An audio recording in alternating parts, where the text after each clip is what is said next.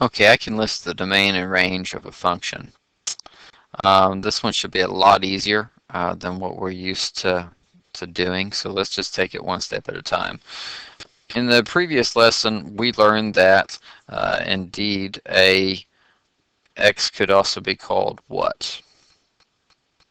If you said input, you're absolutely right. And the y would also be known as an output. We know that I talk about my son John a lot. However, John's real name is Jonathan. The x is also known as input. John is also known as Jonathan. Y is also known as output. If we can just think of these as nicknames of the same thing, we'll be okay. But you know what? Really, John likes to be called Johnny.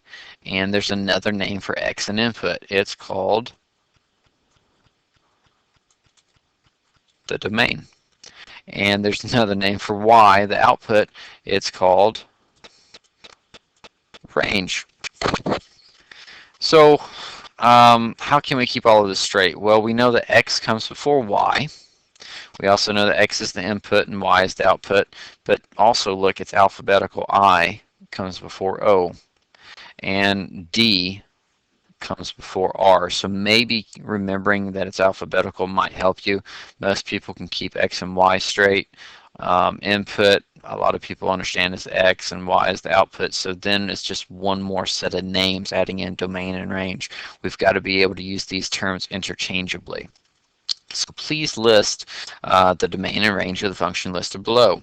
So let's see. When we list it, normally we do a bracket like that. My domain is just another name for x, so we list our x's. It's 4, 5, and 6. So that's what we've done, and it's done. When we say go list our range, all we have to do is choose our y values. So we'll open up with the brackets, and we go it's 2 and 3. When you have numbers repeat, you only have to list it once. Also, do you see that I've got at least to greatest? That is the proper notation for listing the domain and range. So let's go practice. Let's go name our domain and range. Well, domain is x, range is y. So let's list all of our x's. 0, 2, 4, 6, and 8. I'll flip over to a different color for our ranges or our y values. So now we copy those straight down. It's 0, -2, -4, -6, -8. That's it. We're done. Taking a look at this one, what if we use a mapping diagram? Okay, well, domain is another name for input, so this is the same as our x's.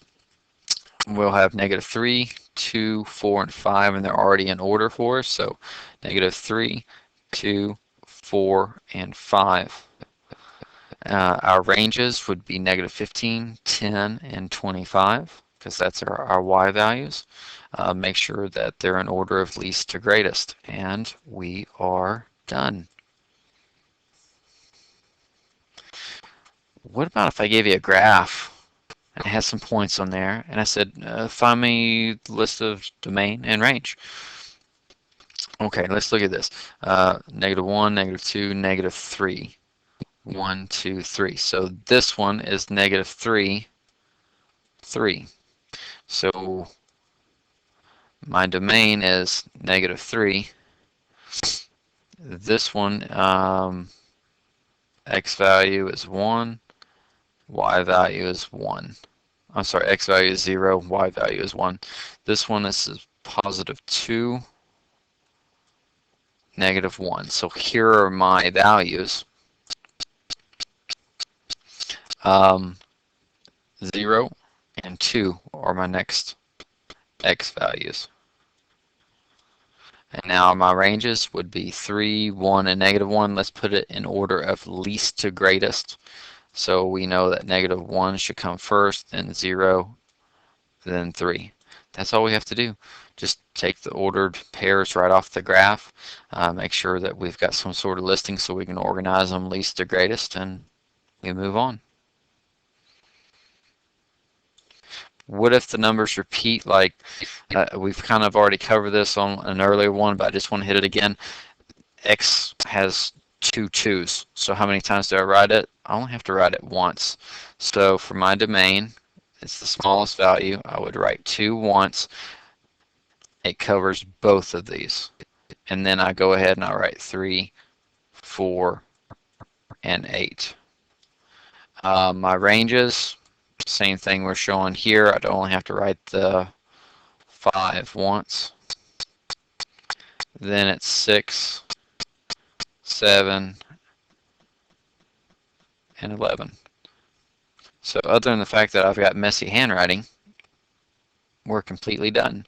And we have to go back basically to the very beginning and ask yourself this question. Can you list the domain and range of a function?